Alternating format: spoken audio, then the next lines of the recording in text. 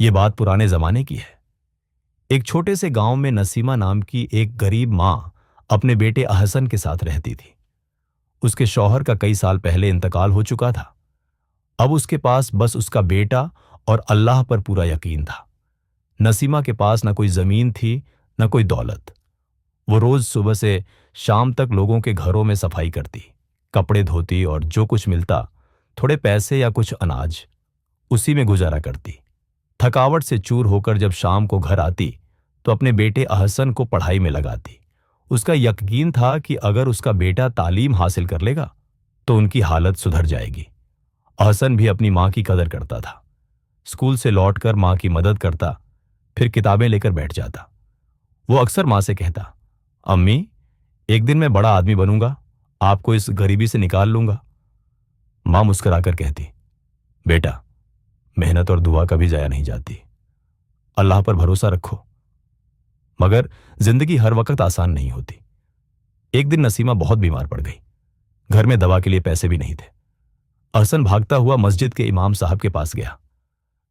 इमाम साहब, मेरी अम्मी बहुत बीमार हैं, मेरे पास कुछ भी नहीं है, अल्लाह के वास्ते कुछ मदद कर दीजिए। इमाम साहब ने प्यार से कहा, बेटा, घबराओ मत, अल्लाह के घर में देर है, अंधेर नहीं। इमाम साहब ने गांव में ऐलान करवा दिया। गांव के लोग जमा हुए, चंदा इकट्ठा हुआ, दवा आई और कुछ ही दिनों में नसीमा ठीक हो गई। लेकिन इस हादसे ने अहसन के दिल में एक नई आग जगा दी।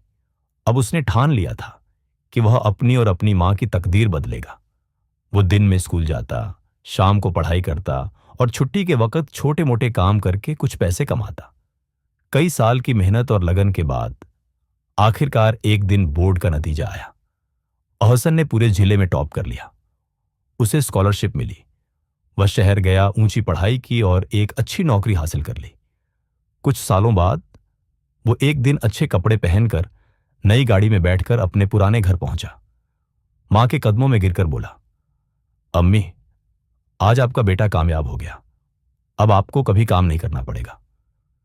मां की आंखों में आंसू आ गए। वो सजदे में गिर पड़ी और बोली, या अल्लाह, तेरा लाख लाख शुक्र है, तूने मेरी मेहनत और दुआओं को बेकार नहीं जाने दिया। इस कहानी से हमें यह सीख मिलती है, मां की दुआ और मेहनत कभी बेकार नहीं जाती। सब्र, मेहनत और अल्लाह पर यकीन इंसान को बुलंदियों तक पहुंचा देता है। तालीम ही गरीब के लिए सबसे बड़ा हथियार है अपनी जिंदगी को बेहतर बनाने का।